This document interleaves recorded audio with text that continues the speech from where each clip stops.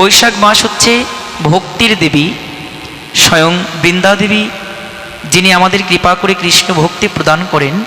এই মাস ব্যাপী মা তুলসী দেবীকে জল সিঞ্চন করার মাস। আমাদের সর্বপ্রথম বুঝতে হবে যে আমাদের যে তিথিটাকে উপলক্ষ করে অনুষ্ঠান, সেই তিথিটির নাম হচ্ছে কি অক্ষয় তৃতীয়া। তো অক্ষয় শব্দের অর্থ কি বাবা? যাহা কোনোদিন ক্ষয় হয় না। একটা হচ্ছে ক্ষয় আর একটা হচ্ছে অক্ষয়। শ্রীমদ্ ভগবদ্ গীতার পাতায় ভগবান বলেছিলেন, অর্জুন, এই জগতের বুকে পুরুষ হয় দুই প্রকারের, এক হচ্ছে খর পুরুষ আর আরেক হচ্ছে অক্ষর পুরুষ। আমি সেই প্রধান অক্ষর পুরুষ। কেন? এই জগতে যার কোনো শেষ নেই, যার কোনো আদি অন্ত মধ্য নেই, স্বয়ং আমি হচ্ছে সেই ভগবান শ্রীকৃষ্ণ, যার কোনো আদি অন্ত মধ্য নেই, যার কোনো বিনাশ নেই, যার কোনো সৃষ্টি নেই, যার কোনো স্থগিত নেই। এখন দেখছেন হিন্দু মিডিয়া চ্যানেলটি সাবস্ক্রাইব করুন। শাস্ত্রে একটি কথা বললেন, হরিনাম কৃষ্ণ নাম বড়ই মধুর, যে জনা কৃষ্ণ ভজে সে জনা হয় বড় চতুর।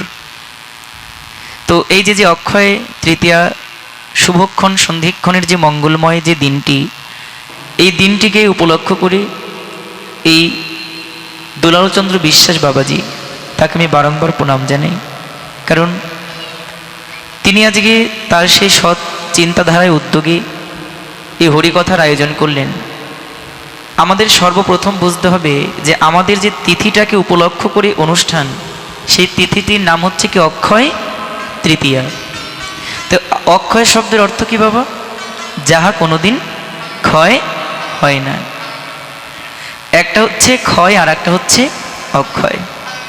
শ্রীমদ্ ভগবদ্ গীতার পাতায় ভগবান বলেছিলেন, অর্জুন, এই জগতের বুকে পুরুষ হয় দুই প্রকারের, এক হচ্ছে খর পুরুষ আর আরেক হচ্ছে অক্ষর পুরুষ। আমি সেই প্রধান অক্ষর পুরুষ। কেন? এই জগতে যার কোনো শেষ নেই, যার কোনো আদি অন্ত মধ্য নেই, স্বয়ং আমি হচ্ছে সেই ভগবান শ্রীকৃষ্ণ, যার কোনো আদি অন্ত মধ্য নেই, যার কোনো বিনাশ নেই, যার কোনো সৃষ্টি নেই, যার কোনো স্থগিত নেই। যিনি ছিলেন, যিনি আছেন, যিনি থাকবেন, তিনি হচ্ছেন ভগবান পরমেশ্বর শ্রীকৃষ্ণ। আপনি এই অক্ষয় তৃতীয়া রজনীতে দিবসে যাহা কিছু করবেন, তাহা সব কিছু অক্ষয় হয়ে থাকবে। দেখুন, আমাদের 12টি মাস নিয়ে হয় একটি বছর, 12টি মাস নিয়ে হয় একটি বছর। কিন্তু এই 12টি মাসের মধ্যে 3টি মাস কিন্তু বেশ মাহাত্ম্যপূর্ণ। কোন কোন মাস? বছরের শুরুতে যে বৈশাখ মাস, এই বৈশাখ মাসকে বৈষ্ণব সমাজে কেশব ব্রতের মাস বলে জানেন। যারা ভগবানের ভক্ত, যারা এই বৈষ্ণব মতে গৈরীয় মতে আছেন, তারা অবশ্যই জানেন বৈশাখ মাস হচ্ছে ভক্তির দেবী স্বয়ং বৃন্দা দেবী, যিনি আমাদের কৃপা করে কৃষ্ণ ভক্তি প্রদান করেন। এই মাস ব্যাপী মা তুলসী দেবীকে জল সিঞ্চন করার মাস। এই মাসকে নাম দিয়েছেন কেশব ব্রতের মাস। তাই সকলের কাছে অনুরোধ, আমরা যতই ভক্তি করে মরি না কেন, ভক্তি কখনো ভগবান দেবেন না। যদি বলেন তাহলে ভগবানকে ডাকে কেন? ভগবানকে ডাকে মুক্তি পাওয়ার জন্য, কিন্তু ভগবান কখনো আমাকে ভক্তি দেবেন না। ভগবান নিজেই বলেছিলেন, আমার কাছে সব কিছু আছে, আমার কাছে শুধু একটি বস্তুই নেই। কি নেই? আমার কাছে ভক্তি নেই।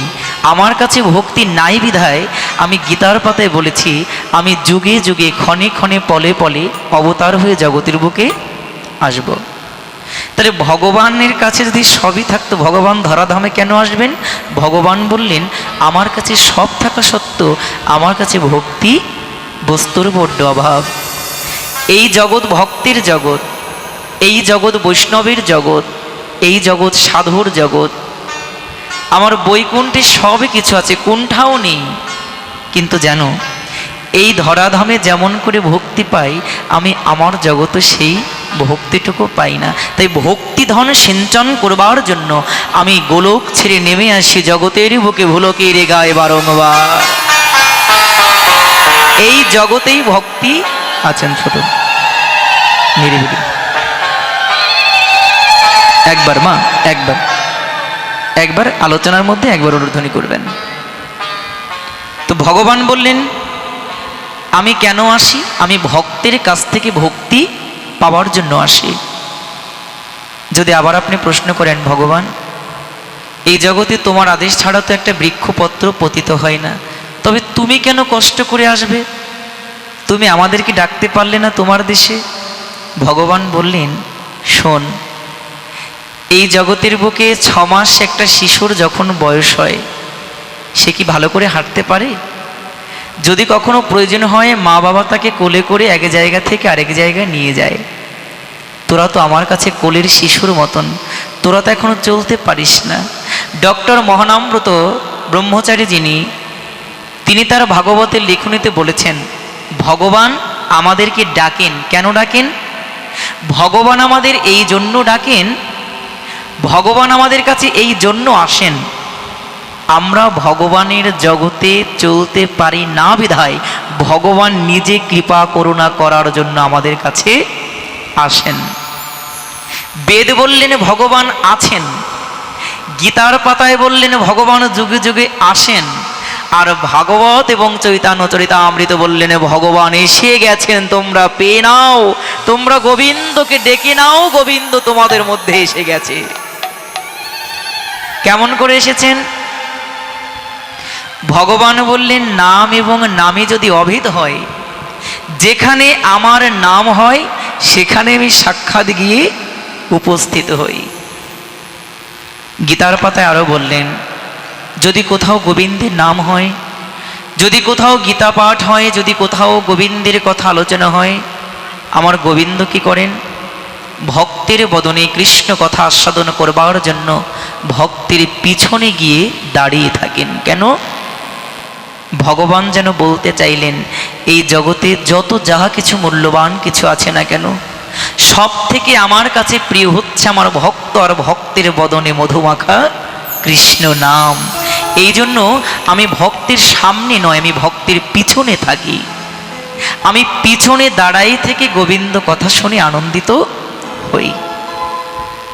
দেখুন যদি কখনো নির্বাচন হয়, যিনি প্রতিনিধি হয় সেই প্রতিনিধি কিন্তু নিজের নির্বাচনের মিছিল নিজে করেন না, তিনি জনগণকে দিয়ে করি বড় আনন্দিত হয়। তো ভগবান বললেন আমি ভগবান তো তখনই যখন আমার ভক্তগণ এই জগতের বুকে আমার নাম গুণকীর্তন করছে। এই যে যত সাজসজ্জা, যত পরিবেশ দেখেন, যদি দীপক দাদার মতন, এই দুলাল বাবার মতন, সুজন দাদার মতন ভক্তগণ এখানে না হতেন, এই বাড়িকে এত সুন্দর করে সাজতো আলোতে, অন্ধকার থাকতো না? থাকতো কি না বলুন? কিন্তু দেখুন ভগবান কেন বললেন যেখানে ভক্ত সেখানেই ভগবান, ভক্ত ছাড়া ভগবান চলেন না। কেন চলেন না? ভগবান যেন বোঝাতে চাইলেন এই জগতে যখনই তুমি কোনো ভক্তকে দেখবে তখনই মনে করবে সেই ভক্তের পিছনে আমি দাঁড়িয়ে আছি। যত যত ভক্ত তত তত ভগবান। ভক্ত আছেন বলেই এখানে এত সুন্দর সজ্জিত হয়েছে, ভক্তগণ এসেছেন বলেই আজকে এই হরিবাসর এত শিখণ্ডিত মণ্ডিত হয়েছে। তাই সুধীজন, ভগবানের কথা যেখানে হয় যদি সেই ধাম মহাপবিত্র হয়, গোবিন্দের কথার নামের গুণে সেই ধাম মহাপবিত্র হয়। তাই আমাদের সকলেরই কর্তব্য, আমাদের আগামীকালকে যে অক্ষয় তৃতীয়া দিবস, সকলেই এমন এমন কর্ম আমরা করব যে শুদ্ধ কর্মগুলো আমাদের জীবনে অক্ষয় হয়ে থাকে। আপনি আগামীকালকে যে যেই কর্ম করবেন সেই কর্মটাই আপনার জীবনে অক্ষয় হয়ে থাকবে। তাহলে আপনি বিবেচনা করুন, গোবিন্দ যখন অর্জুনকে বলেছিলেন অর্জুন তুমি আমার কথাগুলো মনোযোগ দিয়ে শুনছো তো? তোমার চঞ্চল মনে আমার কথাগুলো স্থায়ী হচ্ছে তো অর্জুন? যদি তুমি মনটাকে শান্ত করে আমার কথা না আস্বাদন করো তবে তোমাকে অনুরোধ করব তুমি এখনো তোমার চঞ্চল মনটাকে শান্ত করে তুমি আমার কথাগুলো আস্বাদন করো। যেখানে ভগবান দাঁড়ানো, যেখানে ভক্ত সাক্ষাৎ, যেখানে গোবিন্দ তার নিজ বদনে কৃষ্ণ কথা বলছেন, তারপরেও তার ভক্তকে সাবধান করছেন অর্জুন আমি যে কথাগুলো তোমাকে বলছি তুমি শুনছো তো?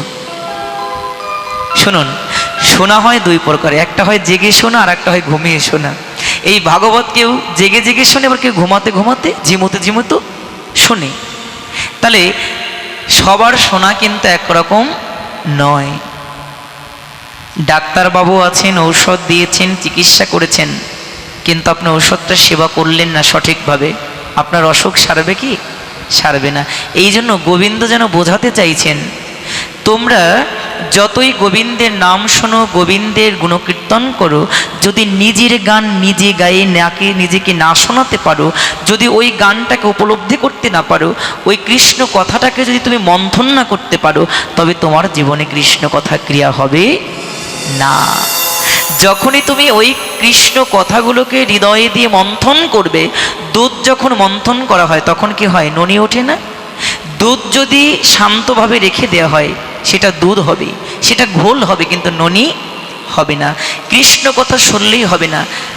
পাঠক মশাই, শিল্পীবৃন্দ আপনাকে কি বলছে, কি গাইছে, ওই কথাটা যদি আপনি মন দিয়ে মন্থন করতে না পারেন, তবে আপনি কখনো নামের কৃপা হয়তো যথোপযুক্তভাবে লাভ করতে পারবেন না। তাই বারে বার যেন অর্জুনকে বলছে, অর্জুন তোমার চঞ্চল মন দিয়ে তুমি আমার কথাটা আস্বাদন করো। কেন জানো? এই জগতের বুকে প্রত্যেকটা জীব জড়বন্ধনে আবদ্ধ, একটাই কারণ। কেউ কেউ বলেন আমি কাম কামনার জন্য এই জড়জগতে বন্ধন দশায় আছি, কেউ কেউ বলেন আমি লোভের জন্য এই জড়জগতে বন্ধনে আছি, আবার কেউ কেউ বলেন আমি হিংসা করেছি, সেই পাপের ফল ভোগ করার জন্য জড়জগতে আমি অবস্থান করছি। তাই নাকি বাবা? অপরাধের কারণে আমরা জড়জগতে বন্ধন দশায় আছি। কিন্তু না, না তো আপনি হিংসার জন্য, না তো আপনি ক্রোধের জন্য, না তো কামের জন্য, আপনি এগুলোর জন্য বন্ধন দশায় আছেন, এটা ভেবে কখনো ভুল করবেন না। মহাজনগণ পথ দেখালেন, এই জগতে ছোট্ট একটা ভুলের জন্য আপনি বন্ধন দশায় আছেন, যদি ওই ভুলটাকে সংশোধন করতে পারেন তবেই আপনি জগৎ থেকে মুক্তি লাভ করতে পারবেন। সেটা কি? ছোট্ট একটা কথা। কি কথা? আমি কে, কে আমার, আমি কে আর কে আমার। এই জগতে কেন এসেছি, আবার জগৎ ছেড়ে কেনই চলে যাব? লিখে নিন, মাত্র 4টি প্রশ্ন। কে আমি, আমি কার, আর কে আমার। এই জগতে কেন এসেছি, আবার জগৎ থেকে কেন আমায় চলে যেতে হবে? যদি এই প্রশ্নগুলো প্রতিনিয়ত আপনি মনের মধ্যে আপনি যদি সিঞ্চন করতে পারেন, দেখবেন না তো কাম আপনাকে বেঁধে রাখতে পারবে, না তো ক্রোধ আপনাকে বেঁধে রাখতে পারবে, না তো লোভ আসবে, না তো হিংসা আসবে। কেন জানেন? যদি প্রথম প্রশ্ন করেন আমি কে, যখন আপনি প্রশ্ন করবেন গীতার পাতায় পৌঁছে যাবেন, ভগবান অর্জুনকে বলেছিল, অর্জুন তুমি যে দেহটাকে তোমার মনে করছো, এই দেহটা তুমি নও, এটা একটা পোশাক মাত্র। পোশাকটা ছিঁড়ে যাবে, নোংরা হবে, ওটাকে ছেড়ে দিয়ে আবার নতুন একটা পোশাক তুমি পরতে পারবে। পোশাকের জন্য যদি দুঃখ করো তবে তো তোমার জীবনে সুখ হবে না। অর্জুন, একটি পোশাক যেমন নোংরা হলে পরে, পুরাতন হলে পরে ওই পোশাকটাকে ছেড়ে দিয়ে নতুন একটা পোশাক পরিধান করা হয়, ঠিক আত্মাও তদ্রূপ। দেহটাকে ভোগ করে থাকতে থাকতে যখন শৈশব কৈশোর যৌবনগী বার্ধক্য আসে, বার্ধক্যকাল উপস্থিত হলে আমার সময় মতন আমি দেহ ছেড়ে নেমে পড়ি, তখন হয় জীবের মৃত্যু। কিন্তু জানো, দেহের মৃত্যু হয় কিন্তু কখনো আত্মার মৃত্যু হয় না। এই আত্মা এক চমৎকার বস্তু, একে দেখা যায় না, ধরা যায় না, ছোঁয়া যায় না, একে জলে ভেজানো যায় না, আগুনে পোড়ানো যায় না, শুধু তাকে অনুভব দিয়ে, অনুভূতি দিয়ে উপলব্ধি করতে হয়। কেমন? যদি এই বাড়িতে একটা সুগন্ধি রজনীগন্ধা ফুলের গাছ থাকতো, এই যে বাতাস হচ্ছে দেখবেন, বাতাসে কি হতো, ওই সুগন্ধ মিষ্টি গন্ধটা কিন্তু নাসিকা অগ্র দিয়ে আমাদের চতুর্দিকে ছড়িয়ে পড়তো। এখানে ফুলের গাছ আছে, আমি দেখছি না, মনে করুন ঘরের পিছনে গাছটা আমি দেখতে পাচ্ছি না, যদি ওই গাছে সুগন্ধি ফুল ফুটতো, কি হতো? গন্ধটা বাতাস বয়ে এনে আমার নাসিকা দিয়ে প্রবেশ করে বোঝাতো এই বাড়িতে সুগন্ধি ফুলের গাছ আছে। আচ্ছা, যখন ওই গাছে ফুল থাকে না, যখন ফুল থেকে গন্ধ আসে না, তখন কি আমি যদি বলি ওখানে একটা গাছ নেই, ওটাকে সঠিক হবে না ভুল হবে? ভুল হবে না? আরে বাবা, গাছ আছে কিন্তু গাছে ফুল ফোটেনি, গন্ধ পাওনি বলে যে গাছ নেই এমনটা নেই। আর গোবিন্দ আত্মারূপে তোমার দেহের মধ্যে আছে, তুমি আত্মা দেখতে পাও না বলে যে জগতে গোবিন্দ নেই, ঠিক তদ্রূপ এতটাই বোকামি তোমার। তুমি কোনোদিন তোমার দেহের মধ্যে মহামালিককে খোঁজ করনি, তুমি ঘরের পিছনে গাছটাকে খোঁজনি, ফুল পাবে কেমন করে? তুমি কোনোদিন কর্ম করনি সেই গাছটাকে খোঁজার, ফুলটাকে খোঁজার, তাই তুমি গাছটাকে পেলে না আর তুমি ফুলটাকেও পেলে না। এখন যদি আমার একটা শরীরে পিঁপড়ে কামড়ে দেয়, অনুভবের দ্বারা বুঝতে পারবো না যে একটা আমাকে পিঁপড়ে কামড়ে দিয়েছে, কিন্তু ভগবানেরকে উপলব্ধি করাটা এর থেকে আরো সূক্ষ্ম। কেমন জানেন? একটি পিঁপড়ে যখন আপনার শরীরে কামড়ে দেয়, ওটা আপনি অনুভবের দ্বারা বুঝতে পারেন, অনুভবেও গোবিন্দকে বোঝা সম্ভব নয়। বুঝতে হবে গোবিন্দকে অনুভূতি দিয়ে, আরো সূক্ষ্ম জগতে প্রবেশ করতে হবে। আপনি ফুলটাকে দেখতে পাচ্ছেন না, ফুলের গন্ধটা যেমন নাসিকা দিয়ে যাচ্ছে পরে বুঝলেন যেখানে সুগন্ধিযুক্ত ফুল আছে, ঠিক তদ্রূপ যেদিন আপনি মন প্রাণ আর ভক্তির দরজা খুলে দিয়ে গোবিন্দ কি বস্তু সেটাকে উপলব্ধি করতে পারবেন, দেখবেন গোবিন্দ মন্দিরে নয়, আপনার সম্মুখে আমার রাধা গোবিন্দ যুগল ধরে দাঁড়িয়েছে। সেদিন গোবিন্দকে দর্শন করতে পারবেন। এই জন্য গোবিন্দ অনুভূতিটাকে আগে নিজের জীবনে ধারণ করতে হবে। সুধীজন, এই জগতে গোবিন্দ অনুভূতি একমাত্র তখনই হয় যদি কারো জীবনে সদ্গুরুর কৃপা বর্ষিত হয়। দিব্য জ্ঞান দিল যেই জন্মে জন্মে প্রভু সেই, চক্ষুদানও দিল যেই জন্মে জন্মে প্রভু সেই, দিব্য জ্ঞানের হৃদয় প্রকাশিল। গুরু ভিন্ন কখনো কৃষ্ণ স্মৃতি কেউ আপনাকে জাগরণ করে দিতে পারবে না, কেউ আপনাকে কৃষ্ণ স্মৃতি জাগরণ করিয়ে দিতে পারবে না। যদি বলেন গুরু পাবো কোথায়, আপনি গুরু হয়তো পাবেন না, আপনি ডাকতে থাকুন। কাকে ডাকবেন? মহাপ্রভু বললেন, জীবেরও নিস্তারও লাগি নন্দ সুত হরি, ভুবনে প্রকাশ হলেন গুরুরূপ ধরি। এই কলির জীবকে নিস্তার প্রদান করার জন্য আমার গৌরহরি গুরুরূপে প্রত্যেকটা জীবের জীবন দ্বারা উপস্থিত হয়েছিলেন। তিনি হয়েছেন, কিন্তু জীবনে আপনারা করতে পেরেছেন, কিন্তু আমি গুরু ভজন করতে পারি নাই।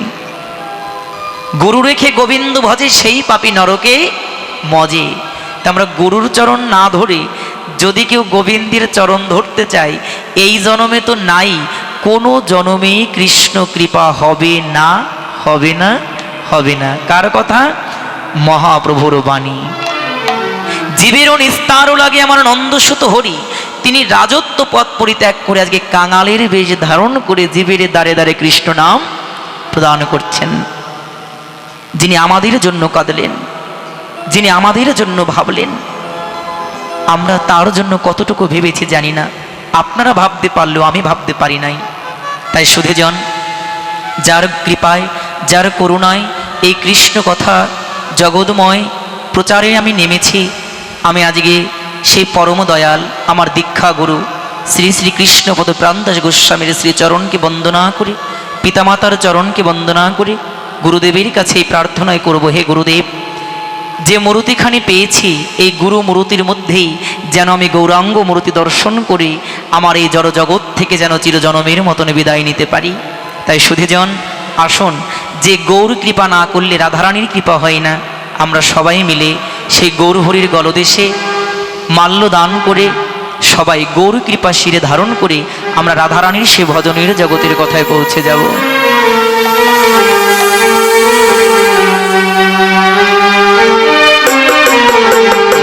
জয় রাধে। ছোট দেখুন, যদি প্রশ্ন করেছিলাম যে কে আমি, কে আমার, এই দেহটা যদি আমার না হয়, এই দেহটা কার বাবা? সবাই একটু বলুন দেহটা কার? হ্যাঁ, এই যারা বলেন না তারা মনে করেন যে আপনার নিজের, তাই না? না, এই দেহটা কার? এই দেহটা আমার ভগবান শ্রীকৃষ্ণের। কেন? একমাত্র তিনি হচ্ছেন জগতের মালিক, আমি তার চরণের দাস। ভগবান যাদেরকে কৃপা করে, যাদেরকে করুণা করে এই 84 লক্ষ জনি ভেদ করার পরে সাধের এই মানব জন্ম দিয়েছেন। কত কত জন্ম আমরা জলে স্থলে জঙ্গমাদিতে জন্মগ্রহণ করেছিলাম, প্রত্যেকটা জন্মে আমরা কেঁদেছিলাম গোবিন্দের চরণে। কেন? গোবিন্দ, আমায় তুমি একটু মানব জন্ম দাও। কেন জানো? প্রান্ত জীবন তো সবারই থাকে, কিন্তু সবাই তো তোমার ভজন সাধন করতে পারে না। এই জগতের বুকে কেউ যদি তোমার ভজন করতে পারে, আমি দেখতে পাই মানব জন্ম না পেলে পরে সঠিক শুদ্ধ ভজন কারো পক্ষে সম্ভব হয় না। ও প্রভু, তাই তোমার কাছে বলি, তুমি কৃপা করে আমাকে এমন একটা জন্ম দাও, যে জন্মে আমি যেন তোমার ভজন সাধন করি, আমার দেহটাকে তোমার সেবায় লাগিয়ে আমি যেন চিরজনমের মতন তোমার চরণে সেবার দাস হতে পারি। ভগবান যাদেরকে কৃপা করে হস্ত দিয়েছেন, আসুন আমরা সবাই হস্ত দুটিকে উপর দিকে তুলে গোবিন্দকে দর্শন করাই, যে গোবিন্দ দেখো তুমি, আমরা সংসার মায়াকে পরিত্যাগ করে তোমার জগতে এসে স্যালেন্ডার করেছি। হাত কখন জাগাই? যখন কেউ অপরাধ করে, ভুল করে, পুলিশ দেখলে হাত জাগাই না? স্যালেন্ডার করলে পরে পুলিশও কিন্তু আমাদের আর গুলি করে না, করে কি? তাহলে যত অপরাধ করি, যদি আজকে দুটি বাহু তুলে বলতে পারি, ভগবান আমার অপরাধকে তুমি ক্ষমা করে দাও, আজকে তোমাকে সুরে সুরে ছন্দে তালে মধুর রাধা মাধব কীর্তনের মাধ্যমে মনে মনে তোমাকে একটা ভক্তির মালা পড়াবো। তাই সবাই কৃপা করে আসুন, মনে মনে চিন্তা করুন, সবার হাতে একটা করে মালা, আর আপনি নিজের হাতে আমার গৌরহরিকে আজকে মালা পরিয়ে দেবেন। সবাই পড়াবেন তো গৌরহরিকে? কারা কারা পড়াবেন একটু হাতটা তুলুন তো দেখে, কারা কারা? হ্যাঁ, জয় রাধে। চেয়ারে বসার বাবারা মনে পড়াবেন, হাত তোলে না। জয় রাধে। যাক, তুলেছেন। যে যেখানে আছেন, যেভাবে আছেন, আসুন আমরা দেহটাকে গোবিন্দ সেবা লাগাই।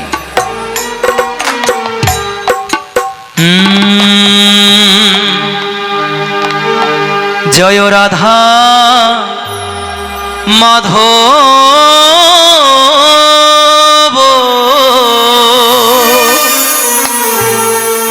জয় কুঞ্জ বিহারী,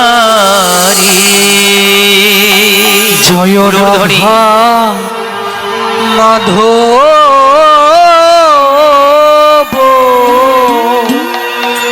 জয় কুঞ্জ বিহারী, জয় রাধা মাধব, জয় কুঞ্জ বিহারী।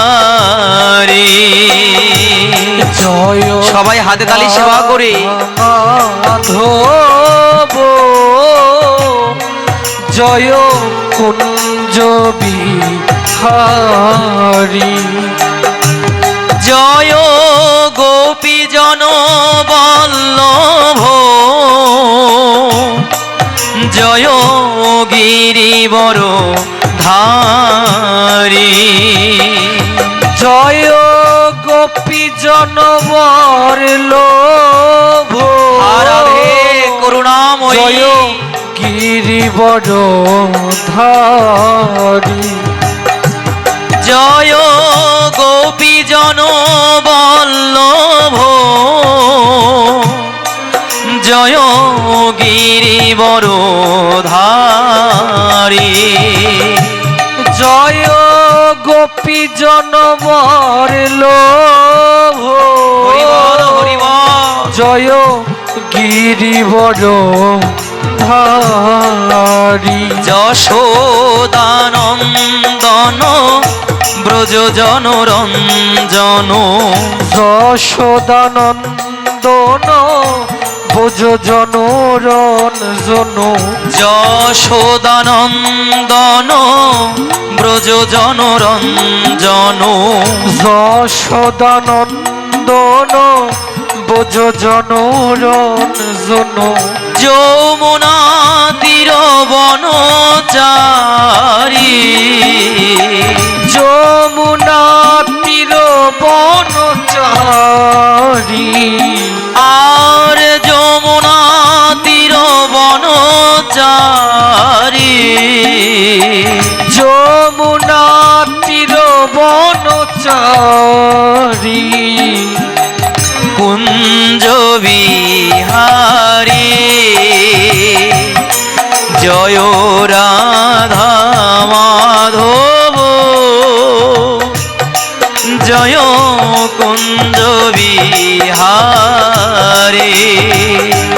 জয় রাধা মাধব জয় কুঞ্জ জয় রাধে। বিহারী। শুধু ভক্তমণ্ডলী দেখুন, আমরা সবাই জানি যে দেহ আমার, সংসার আমার, পুত্রকন্যা সব কিছু আমার, কিন্তু এগুলো কোনো কিছু আমার নয়। এগুলো সব যদি ভগবানের হয়। এই যে মায়েদের প্রশ্ন করছি, রাত্র একদম 4টার সময় উঠেছেন কেন? স্বামী কাজে যাবে, রান্না করতে হবে, খাবার দিতে হবে, করেছেন না? আবার স্বামী কি করেছেন? সন্তানদের কল্যাণ কামনায় তিনি ভোর রাত্রে উঠে ঘুমটাকেও পরিত্যাগ করে তিনি চলে গেছেন কোথায়? জমি অথবা তার নিজের কাজে। সারাটা দিন ভর আপনি কষ্ট করেছেন কেন? সংসারকে ভালো রাখার জন্য। কিন্তু বিছানায় যখন আপনি শরীর দিলেন, দেখবেন কোথাও কোথাও ব্যথা, কোথাও কোথাও যন্ত্রণা। কিন্তু সংসারকে সুখ দিতে গিয়ে আপনি আপনার নিজের সুখের কথা ভুলে গেছেন নাকি?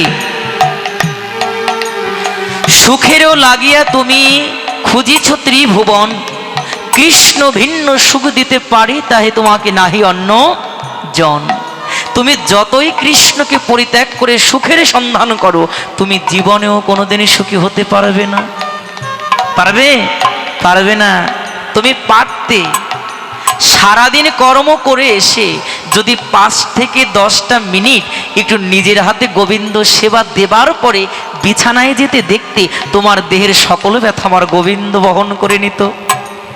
বলেছে না গীতার পাতায়, ভক্তের সমস্ত কিছু আমি বহন করি, শুধু তাই নয় যোগক্ষেমও আমি বহন করি, এই ত্রিতাব জ্বালার সংসার থেকে মুক্তি করে দেই। করেছে কি না? ভালো করে একবার চিন্তা করে দেখো, যে সংসারকে সুখ দেবার জন্য তোমার সুন্দর দেহটাকে নষ্ট করেছো, এই সংসারে কেউ তোমাকে সুখ দিতে চায় না। ততদিনই তুমি সুখ অনুভব করতে পারবে যতদিন পর্যন্ত তুমি সংসারে দেবে। যেদিন তোমার দেবার পদ বন্ধ হবে বাবা, সেদিন সংসার তোমায় ভুলে যাবে, তোমায় আর মনে রাখবে না। কিন্তু আমাদের জীবনের বড় ভুল কোথায় জানো?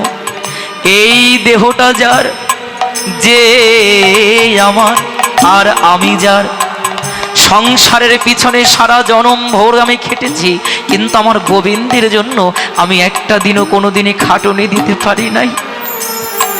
গোবিন্দ যদি প্রশ্ন করে, আমার দিয়া দেহ দিয়ে এত এত কর্ম করেছিস, কিন্তু আমাকে সন্তুষ্ট করবার জন্য বাবা কোনো একটা দিন কি কর্ম করেছিলিস? আমি উত্তর দিতে পারবো না। উত্তর দেবেন কারা? এই আপনাদের মতো ভক্ত যারা, তারা। কেন ভক্ত হয়? যারা দেহ দিয়ে নিত্য নৈমিত্য হাতে তালি সেবা করে, বদনে গোবিন্দের নাম করে, গোবিন্দকে আনন্দ দেয়। এই যে যারা হাতে তালি দিচ্ছেন না, মনে মনে মনে চিন্তা করছেন কালকে সৌম্য চক্রবর্তী আসবে এখানে, আমারই ভাই, খুব ভালোবাসার ভাই। ও এতটা অল্প বয়সে এতটা শাস্ত্র অধ্যয়ন করে এত ঊর্ধ্বে চলে গেছে। আমি বয়সে ছোট বলবো না, ও অনেক অনেক বড়, আমার থেকে অনেক অনেক বড়। কেন? সে একজন শাস্ত্রজ্ঞ হয়েছেন। তাই শাস্ত্রে বললেন, কে বা জ্যেষ্ঠ কে বা কনিষ্ঠ, জ্ঞানে যে জ্যেষ্ঠ সেই হয় জ্যেষ্ঠ। বয়স দেখে, রূপ গুণ দেখে মানুষ বিচার করবেন না। আপনার থেকে ছোট একটা মানুষের মধ্যে যদি ভক্তি সাধন বেশি থাকে, আপনি অহংকার পরিত্যাগ করে তার চরণে পড়ে যাবেন যদি কিছু পেতে পারেন। অহংকারে সব হারাতে হয়, আর অহংকার ছাড়লে পরে সব পাওয়া যায়। তাই যারা যেমন মনে করছে কালকে দেবো হাতে তালি, বাবা একবার ভালো করে চিন্তা করেন, এই যে আজকে আপনার দেহটা সুস্থ আছে, আগামীকালকে যদি আপনার দেহটা প্যারালাইজড হয়, আমায় আসতে পারবেন? এই হরি বাসরে আসতে পারবেন কেউ? কেউ পারবো না। যদি বদনটা আমার বাঁকা হয়ে যায়, আর কৃষ্ণ বলতে পারবো না। মহাজনগণ বললেন, শাস্ত্রজ্ঞ জন আমাদের সাবধান করলেন। কি সাবধান? তুমি যাহা করবে কাল তাহা করো, আজ যা করবে আজ তাহা করো এখন। কেন? তোমার সমনবন্ধ পিছনে দাঁড়ানো। যদি দেহটা একবার অচল হয়, তুমি চাইলেও আর দুটি হাত দিয়ে হাতে তালি দিতে পারবে না, বদনে কৃষ্ণ নামও করতে পারবে না। তাই আসুন, অলসতাকে পরিত্যাগ করে এই দেহটাকে দিয়ে হাতে তালি সেবা করে বদনে রাধা মাধব কীর্তন করে আমরা সবাই রাধারানীকে দেখাবো। দেখো রাধারানী, সবাই তোমার জন্য গুণকীর্তন করছে, হাতে তালি দিয়ে আর বদনে মধুমাখা কৃষ্ণ নাম করে। কেমন করে? রাধে রাধে রাধে বল, বলুর ধ্বনি জয়ের ধ্বনি। ইকো কমে গেছে, সুবলদা, ইকো কমে গেছে।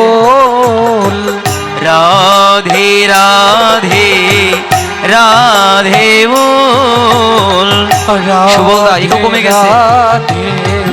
রাধে বল, দুটি বাহু তুলে সবাই রাধে বল, বাহু তুলে সবাই রাধে বল, রাধে রাধে রাধে রাধে রাধে রাধে বল, রাধে রাধে রাধে রাধে রাধে রাধে বল, রাধে রাধে রাধে রাধে রাধে রাধে বল, রাধে রাধে রাধে রাধে রাধে রাধে বল, রাধে রাধে রাধে বল, রাধে বলো শ্রীমতী রাধারানী কি, রাধে বল, বলো শ্রীমতী রাধারানী কি, মধুরী বৃন্দাবন ধাম কি, ভক্ত বৃন্দ কি, গীতা ভগবান কি, জয় রাধে।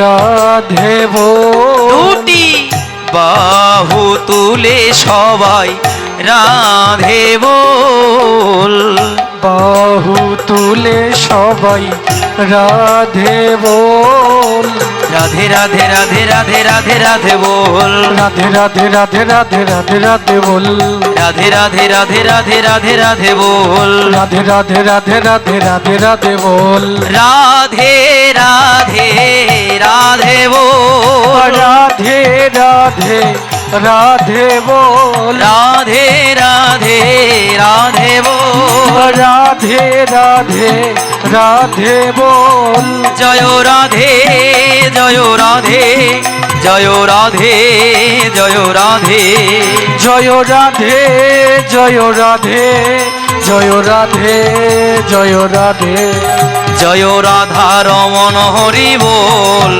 জয় রাধা রমন হরি বল। বাহু তুলে জয় রাধা রমন উলুর ধ্বনি জয়ের ধ্বনি করে, জয় রাধা রমন হরি বল, জয় রাধা রমন হরি বল, জয় রাধা রমন হরি বল, জয় রাধা রমন হরি বল, জয় রাধা রমন হরি বল, জয় রাধা রমন জয় রাধা রমন, রাধা রমন জয় রাধা রমন, রাধা রমন জয় রাধা রমন, সবাই পিছন থেকে আনন্দ করো। জয় রাধা রমন, জয় রাধা মাধব জয় রাধা মাধব, রাধা মাধব জয় রাধা মাধব, রাধা মাধব জয় রাধা মাধব, রাধা মাধব জয় রাধা মাধব, জয় গিরিধারী জয় গিরিধারী, গিরিধারী জয় গিরিধারী, গিরিধারী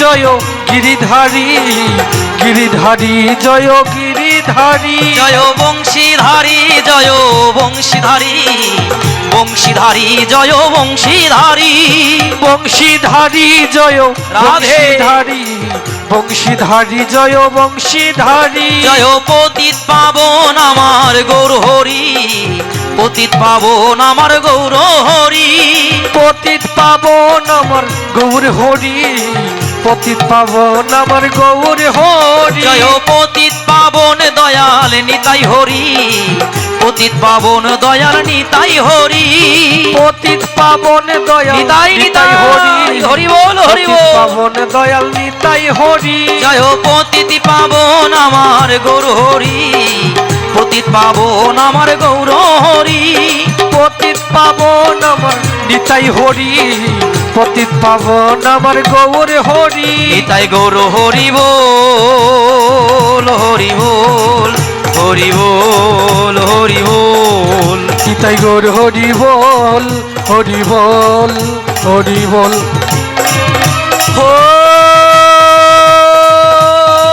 বল, হরি বল। জয় রাধে, জয় নিতাই, জয় গৌর হরি বল। এ রাধা মাধবের কীর্তনে কার কার আনন্দ হয়নি হাত তুলুন। জয় রাধে। অনেকে হাত তুলেছেন তাই না? সত্যি আনন্দ হয় নাই মা? সত্যি বলেন আনন্দ হয় নাই? তাহলে মায়েরা হাত তুললো কেন? ভুলে। তার মানে কি গোবিন্দ আর ভালো লাগে না?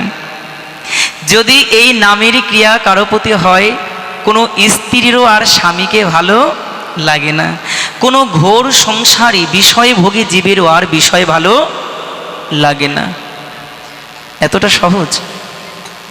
কথা বলবে না বাবা, অপরাধ ক্ষমা করো। এই নাম এমনভাবে আস্বাদন করতে হয়, এমনভাবে এই নামকে আহ্বান করতে হয় যে নাম আপনি ছাড়তে চাইলে পরও নাম যেন আপনাকে কখনো না ছেড়ে দেয়। দেখুন, আমাদের সব কিছু ঠিক আছে, কিন্তু আমাদের গোবিন্দের কর্মক্রিয়াতে আমাদের সময় বড্ড মূল্যবান হয়ে যায়।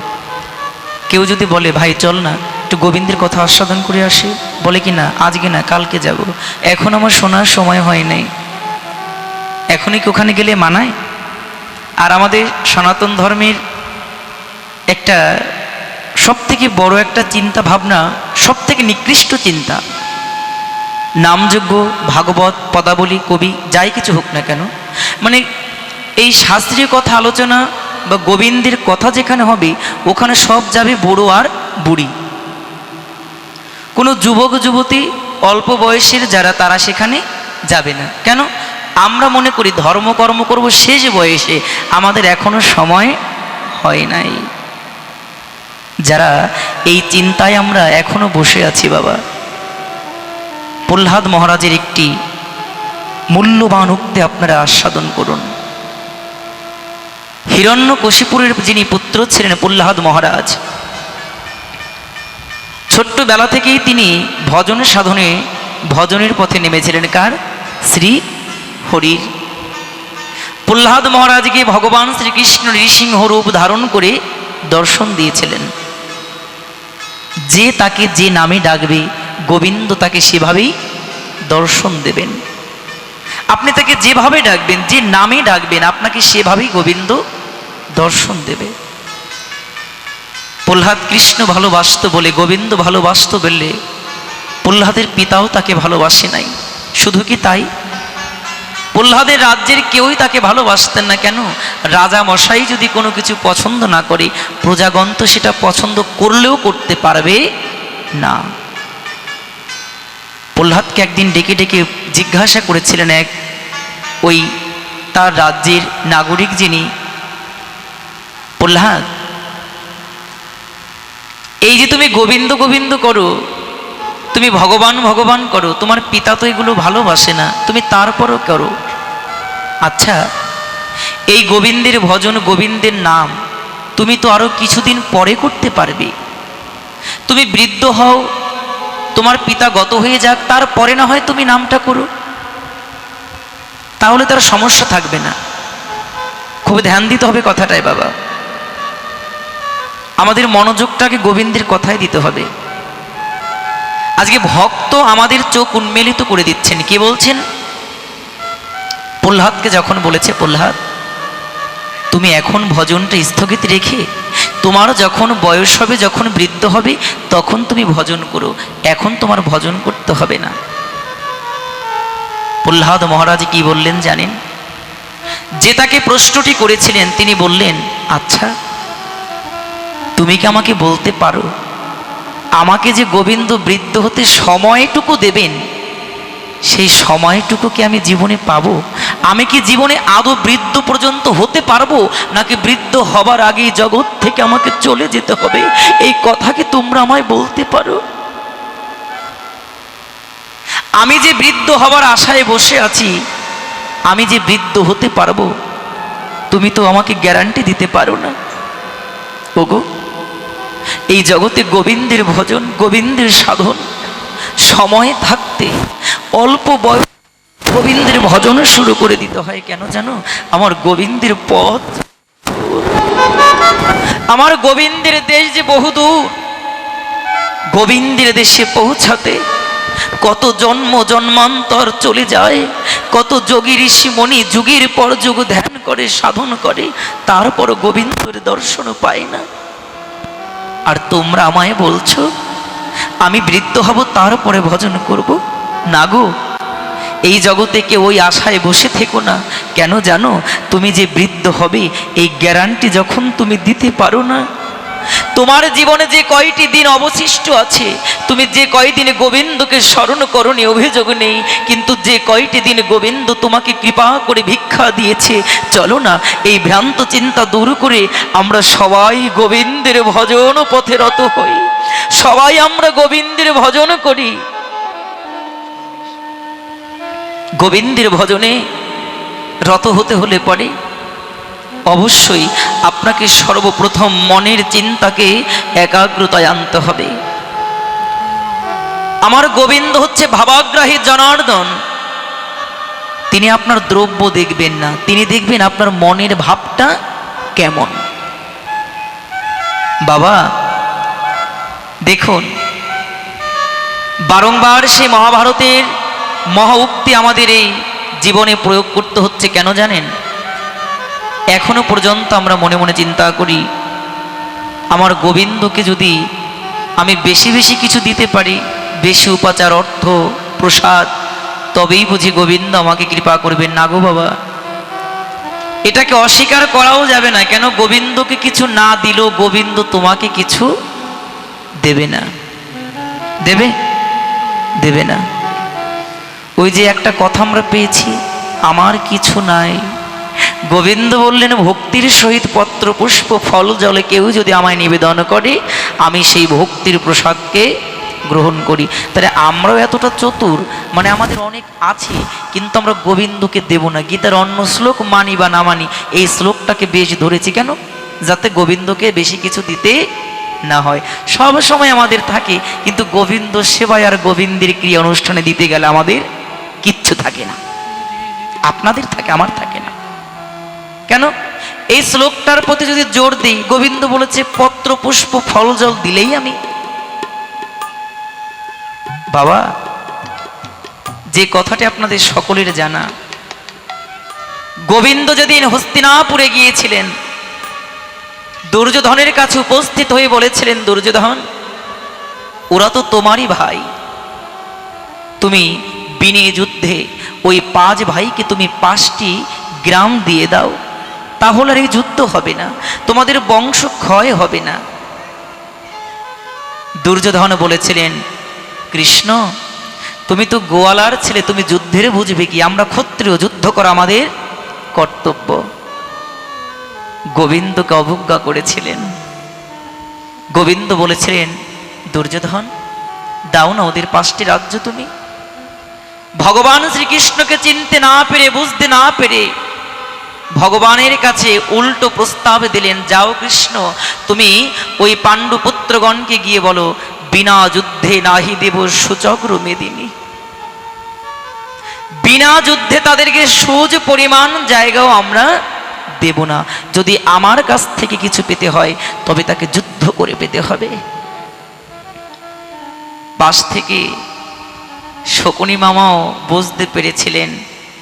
কেন জানেন? এই জগতে যারা প্রকৃত ভক্ত হয়, তাদের ভজনটা আপনাকে কখনো একদম খুলে খুলে দর্শন করে দেখাবে না। ওরা ওদের ভজনটাকে গোপনে রাখে। গোপনে গোবিন্দ ভজন করতে হয়। কচ্ছপ যেমন তার ওই শক্ত আভরণটাকে দিয়ে নিজেকে প্রোটেক্ট দিয়ে রাখে, ঠিক তেমনি যারা ভজন সাধন করে তারা বহিরঙ্গে তার ভজনের বহিঃপ্রকাশ ঘটায় না। ভজন আর সম্পদ হচ্ছে এক।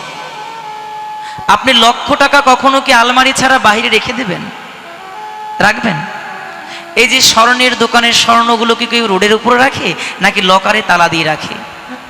লকারে রাখে। কেন? যদি চুরি হয়ে যায়। ঠিক তেমনি যারা ভজন করে তাদের ভজনটা অতি গোপনে তার হৃদয় মন্দিরে রেখে দেয়, যেন আমার ভজন সম্পদটা চুরি না হয়। যদি অকালে আমার ভজন সম্পদ হারাই, তবে আমি যেদিন ভব নদীর পারপারে দাঁড়াবো, সেদিন আমি আমার গোবিন্দের কাছে কি দেব, যে জন্য গোবিন্দ আমায় পার করে দেবে। দুর্যোধনকে পাশ থেকে শকুনি মামা বলেছিলেন, দুর্যোধন, এই কৃষ্ণ যদি পাণ্ডবদের পক্ষ নেই, ওকে কখনো হারাবার সম্ভব নয়। দেখো, যদি কোনো কিছু দিয়ে ওই কৃষ্ণকে তুমি তোমার করে নিতে পারো, তবে জয় তোমার নিশ্চিত হবে। দুর্যোধন, তোমাকে পরাজয়ে ভুগতে হবে না, জয় তোমার নিশ্চিত হবেই হবে।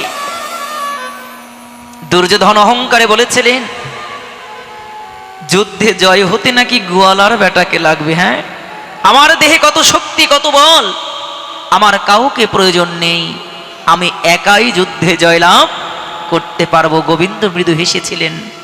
অন্তর্যামী ভগবান তো অন্তরের কথা বুঝেন। যখন ওই কথা বলেছিলেন, গোবিন্দকে নিজের করবার জন্য 56 ব্যঞ্জন রন্ধন করেছিলেন, স্বর্ণ সিংহাসন দিয়েছিলেন। দুর্যোধন, দেখি গোবিন্দকে স্বর্ণ সিংহাসন আর গোবিন্দকে 56 ব্যঞ্জনের প্রসাদ দিয়ে নিজের করা যায় কিনা। দুর্যোধন বলেছিলেন, কৃষ্ণ, এই আসনকে তুমি অলঙ্কৃত করো, এই আসনে তুমি বসো। কৃষ্ণ মৃদু হেসে বলেছিলেন, দুর্যোধন, জগতে সবাই দেখতে পাচ্ছে কৃষ্ণকে বসতে স্বর্ণ আসন দিয়েছে, কিন্তু আমি কেন দেখতে পাচ্ছি ওই আসনের উপরে কাঁটা বিছিয়ে রেখেছ? জগতে সবাই দেখছে গোবিন্দকে বসতে দেবার জন্য সোনার সিংহাসন দিয়েছেন, কিন্তু গোবিন্দ বলছেন কি, ওখানে স্বর্ণ সিংহাসন নয়, ওখানে কাঁটা রেখেছো তুমি, কাঁটার উপরে কি বসা যায়? গোবিন্দ ভক্তের ভাবকে দেখেন। গোবিন্দকে দিলেই যদি গোবিন্দ নিত, গোবিন্দকে আপনি দিলেই যদি গোবিন্দ সেটা পেত, তবে জগতে সবাই গোবিন্দ পেয়ে যেত। গীতার পাতার কথা কেন বারবার বলছি? ভজন করলে ভগবানকে পাবো, কিন্তু ভজন করেই গোবিন্দকে পাওয়া যাবে এমন কোনো গ্যারান্টি কোথাও গোবিন্দ দেন নাই। অর্জুন প্রশ্ন করেছিলেন, কৃষ্ণ, এই জগতে কত শত ভক্ত, সবাই তোমার ভজনা করে, সবাই কি তোমাকে পাবে? কি বলেছিলেন অর্জুন? এই জগতে 1000 লোকের মধ্যে কদাচিৎ লোক আমাকে জানতে চায়, আর কদাচিৎ যে কয়জন আমাকে জানতে চায় তাদের মধ্যে সামান্য কয়েকজন আমাকে লাভ করে। অর্জুন প্রশ্ন করলেন, কৃষ্ণ, যারা তোমাকে জানতে চেয়েও তোমাকে পেল না, তাদের গতি হবে কি, তাদের দশা হবে কি? অর্জুন, এই জগতে আমি গোবিন্দ কারোর সাথে বেঈমানি করি না। কেন জানো? আমাকে কেউ যদি জীবনে বিন্দু মাত্র কিছু দেয়, আমি সেই ভক্তকে সিন্ধু পরিমাণ দিই। এই জন্মে হয়তো তার ভুলের জন্য আমাকে পেল না, এই জন্মের পরে আবার তাকে জন্ম দিয়ে জগতের বুকে পাঠাবো। অর্জুন, এই জন্মে যেখানে বসে তার ভজনটা ভেঙে গেছে, শেষ হয়েছে, আমি তাকে আবার জন্ম দেব। আর কি করব জানো? আমি তাকে সকাল সকাল অল্প বয়সে ধনীর ঘরে জন্মগ্রহণ করিয়ে তাকে আমার ভজনের জগতে নিয়ে আসবো। অর্জুন, আমি কাউকে খালি হাতে ফেরাবো না। যে আমাকে একদিনের জন্য ডাকে, আমি তাকে অবশ্যই কৃপা করব। কিন্তু দেখুন, আমার ভাবাগ্রাহী গোবিন্দ কি করেছিলেন? 56 ব্যঞ্জনকে উপেক্ষা করে, তিনি রাজ সিংহাসনকে উপেক্ষা করেও তিনি ছুটে গিয়েছিলেন বিদুরানীর কাছে। বলেছিল, মারে, আমার জঠর যন্ত্রণায় আমি জ্বলে পুড়ে মরছি, দে না, তোর ঘরে আমার সেবার জন্য কি আছে, দে মা। গোবিন্দ দর্শন করে বিদুরানী আত্মহারা হয়ে গিয়েছিল। কেন জানেন? এই জগতে গোবিন্দ দর্শন যদি কারো জীবনে একবার হয়, সে জগতে আত্মভোলা হয়, সে পাগল হয়, সে জগতে ভালো থাকতে পারে না। ওই যে গানে বলেছেন, আমি হয়েছি পাগল, আর কি হব, পাগল হতে আর আমার বাকি আছে কি? ওই ভুবনে ভোলানো রূপ একবার যদি কেউ দর্শন করে, জীবনে সে যে আর ঘরে রইতে পারে না। বিদুরানীর গৃহে গিয়ে মা বলে যখন ডেকেছিল, আমার বিদুরানীর মা, আজকে বিদুরানীর সহধর্মিনী হৃদয়ে মাতৃবোধ জাগরণ হয়ে বলেছে, আমার আজকে শূন্য কোল যেন পূর্ণ হলো।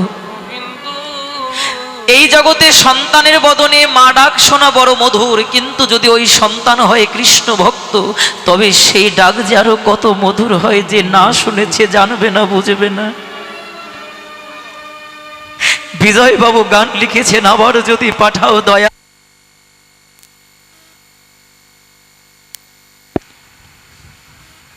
আবার যদি পাঠাও দয়াল এই ভব সংসারে, একজন কৃষ্ণ ভক্ত মায়ের গর্ভে জন্ম দিও মনে। আমি মুচি হয়ে হব সতী, আমার মন যদি কৃষ্ণ অনুরাগী হয়, কৃষ্ণ কাঙাল চির কাঙাল করে দাও আমায়। আজকে বিদুরানীর হৃদয়টা মাতৃ স্নেহে যখন ভরে উঠেছে, ঘরে গোবিন্দ সেবা দেবার জন্য কিছু ছিল না। কলা গাছ থেকে, এক কাঁদি থেকে একটা কলা পেকেছিল। বিদুরানী মনে মনে চিন্তা করেছিল, গোবিন্দ, এই জগতে রাজভোগে কত ভক্ত তোমাকে ডাকে, কিন্তু তোমাকে দেবার মতন কোনো রাজভক্ত আমার ঘরে নাই। গোবিন্দ মা, বিদুরানী আর বিদুরের যে জায়গা হয়েছিল কলার বাগানে, সেখানে কলা ছাড়া কিছুই ছিল না। সমস্ত কাঁচা কলার মধ্যে একটি কলাই পেকেছিল। কেন? গোবিন্দ যেন বোঝাতে চাইলেন, আমি যদি কারো কাছে কিছু সেবা করি, নিজের সেবার দ্রব্য আমি নিজেই জোগাড় করে রাখি, ভক্ত আমাকে কি দেবে বলো না গো। বিদুরানী দৌড়ে গিয়ে কলার কাঁদি থেকে কলাটাকে যখন এনেছে, গোবিন্দের বদনে তুলে দিচ্ছে। গোবিন্দের বদনের দিকে তাকাই আজকে বিদুরানী সব ভুলে গেছে। কলাটাকে ছুলে কলার খোসাটাকে সেবা করাচ্ছে। বিদুর দূর থেকে দেখতে পায় বিদুরানী গোবিন্দের বদনে কলা নয়, কলার খোসা দিচ্ছে। বিদুর বলছে, এ তুমি কি করছো? এটাকে গোবিন্দ সেবার উপযুক্ত হয়? গোবিন্দ কখনো কি এগুলো সেবা করে? আজকে আমার গোবিন্দ বলছে, বিদুর তুমি থেমে যাও, আমার মা এই জগতে নাই, আমার মা ভক্তির জগতে পৌঁছে গেছে। ভক্তির জগতে সব হয়, ভক্তির জগতে সব হয়। ও বিদুর, তুমি একবার তোমার অঙ্গের দিকে তাকিয়ে দেখো। তুমি যেই মাত্র শুনেছো গোবিন্দ তোমার কুটিরে এসেছে, তোমার অঙ্গের বসন খুলে তুমি যে সর্বহারা উলঙ্গ হয়ে পাগল হয়ে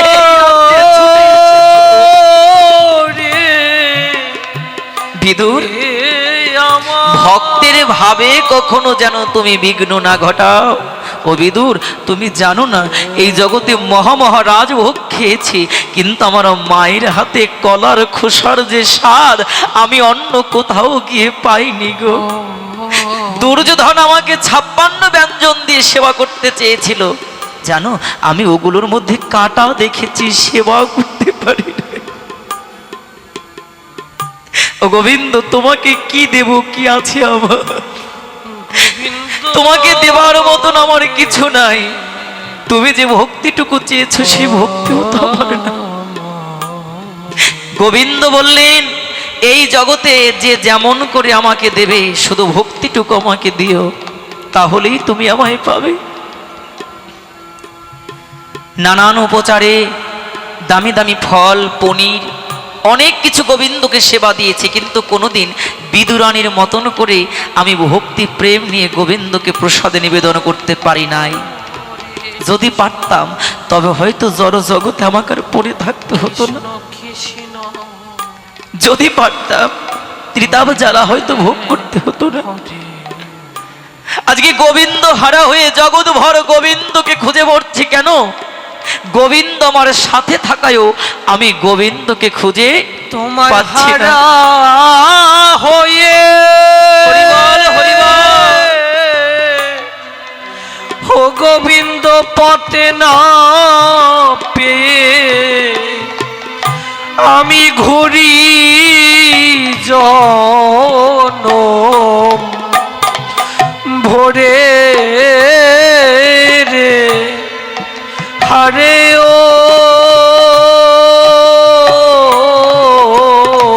হৃদয় বন্ধু রে, বন্ধু রে আমায় ফেলে এই অকুলে লুকালি কন্দরে। ও তোমায় হারা হয়ে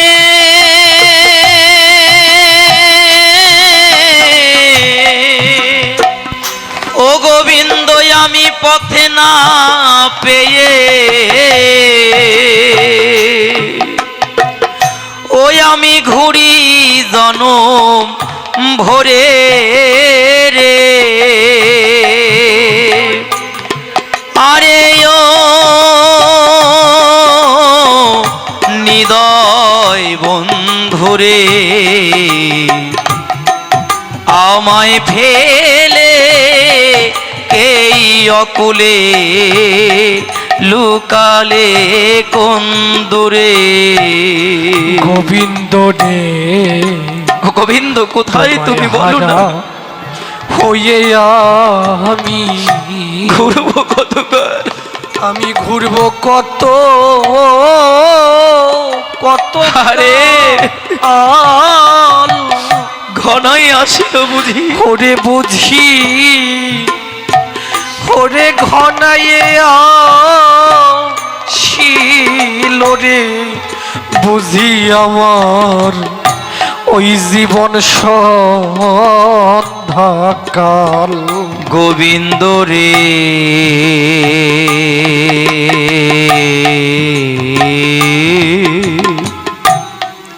তোমায় হারা হয়ে আমি ঘুরবো কত কাল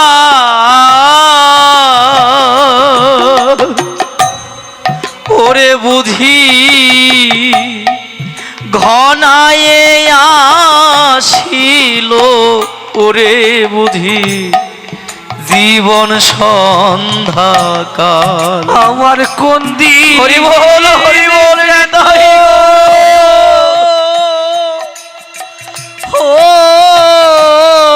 আসবে সমন ওরে আসবে সমন ওরে কোন দিন যেন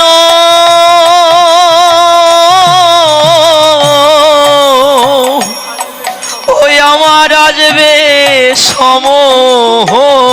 ওরে আসবে তলব লইয়া রে চিঠি লইয়া রে হারে ও হৃদয় বন্ধু রে, হৃদয় বন্ধু রে বন্ধু রে আমায় ফেলে কোন অকুলে লুকালি কন্দরে। দয়াল রে হরি বল। এই জগতে যার কেহ নাই, হারে যার কেহ না ও গোবিন্দ তাহার আছে তুমি, তাহার আছো তুমি আমার হতে হয় না যেন ওরে আমা হতে হয় না যেন তোমার নামের ওই নামের বদনামি। গোবিন্দ রে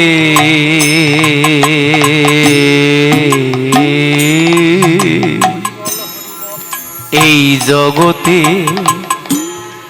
ওরে যারে কেহ নাই ও গোবিন্দ তাহার আছো তুমি ওরে আমা হতে হয় না যেন তোমার নামেরও বদনামি। আমায় মানব কুলে রাধারানী করুণাময়ী, ও দয়াল কেন পাঠালে নামের কলঙ্ক রটাতে। ওরে নামের কলঙ্ক তাতে ওই আমায় মানব কুলে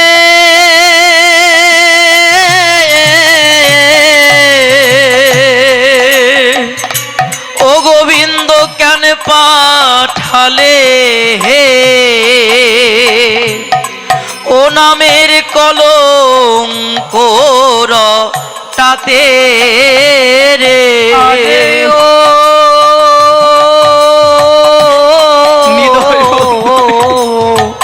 নিদয় বন্ধু রে, আমায় ফেলে কোন কুলে লুকালে লুকালে কন্দরে গোবিন্দ রে, সাথের সাথের সাথী ছিল যারা আমার ছিল যারা সবাই ছেড়ে গেছে, আমায় সবাই ছেড়ে গেছে, আমার এই জীবনের সকল ওরে আমার এ জীবনের সকল আশা বুঝি ওই ফুরাইয়া গেছে। আমা ভালো করে একবার চিন্তা করো, জীবন চলার পথে বাবা হারিয়েছো, মা হারিয়েছো, কোনো কোনো মা পুত্র হারিয়েছে, কন্যা হারিয়েছে, সবাই তোমাকে ছেড়ে চলে যায়। যদি একবার গোবিন্দকে প্রশ্ন করে, গোবিন্দ সবাই আমাকে ছেড়ে চলে গেল, কিন্তু দেহের মধ্যে তুমি কেন এখনো পর্যন্ত আমার রয়েছো? ও গোবিন্দ তুমি কেন যাও না? গোবিন্দ কি উত্তর দেবে জানো? বাবারে, এই জগতে সবাই যদি তোকে ছেড়ে চলে যায়, তোকে ধরার মতন তো একজনও প্রয়োজন। ও বাবা, এই জগতে যাকে ধরার মতন কেউ থাকে না, আমি তাকে ধরার জন্য দাঁড়ায় থাকি। গোবিন্দ রে, আমি যদি তোকে ফেলে দেই, তোকে কে ধরবে বল? সাথী ও গোবিন্দ তুমি এখনো কেন আমাকে ছাড়লে না? যারা গোবিন্দ বললেন, বাবারে, এই জগতে নাম ছাড়া তোর উদ্ধার হবে না। সারা জীবন কত গান গাইলি, কত কথা বললি, কিন্তু কৃষ্ণ গান তো কোনোদিন গাইলি না। আমার এ এই জগতে নাম তোকে উদ্ধার করবে, সেই নাম তুই করলি না। ও বাবা, আমি এখনো কেন তোর জীবন দুয়ারে দাঁড়াই আছি জানিস? আমি অপেক্ষা করছি যেন এই জগৎ থেকে চলে যাওয়ার আগে একবার তুই মধুমাখা কৃষ্ণ নাম করিস নাকি। নিতাই গৌর হরি বল, হরি বল। সাথের সাথী ছিল যারা, ও গোবিন্দ আমার সবাই ছেড়ে গেছে। ওরে আমার জীবনের সকল আশা বুঝি ফুরাইয়া গেছে। গোবিন্দ রে, সাথের সাথী সবাই চলে গেল রে, আমার ছিল যারা সবাই ছেড়ে গেল, আমার এ জীবনে সকল আশা বুঝি ফুরাইয়া গেল। এখন কেউ নাই আমার,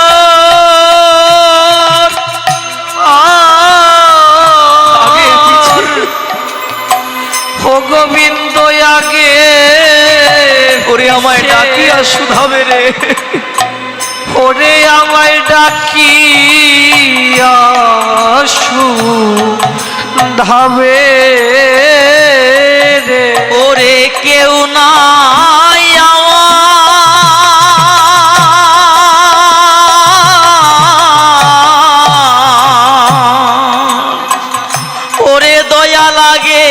পিছে ওরে আমায় ডাকিয়া শুধাবে রে হৃদয় বন্ধুরে নিদয় বন্ধু রে আমায় ফেলে কোন কুলে লুকালে লুকালে কন্দরে দয়ালে রে মনে বড় আমার আশা ছিল দেখবো যে উপর আসি আমি দেখব রূপ হানি তাই হাগসি কবে হৃদি বৃন্দাবনে বাজবে বলো বলে কবে হৃদি বৃন্দাবনে বাজবে তোমার মধুর ওই মধুর মিলন বাসি রে মধুর মিলন বাসি গোবিন্দ রে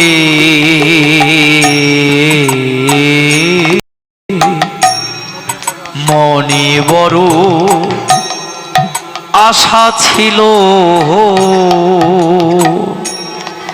দেখব রূপ রাশি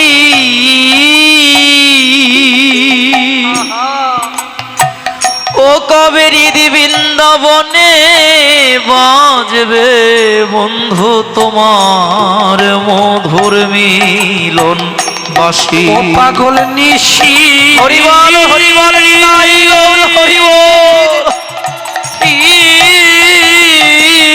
ব্যথার নিশি ওরে ব্যথার নিশি ও নিশি কবে যে হবে রে ও পাগল নিশি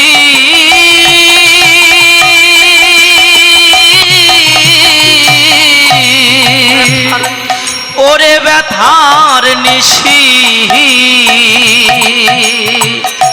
ও নিশি কবে দেব হবে রে হৃদয় বন্ধুরে নিদয় বন্ধুরে আমায় ফেলে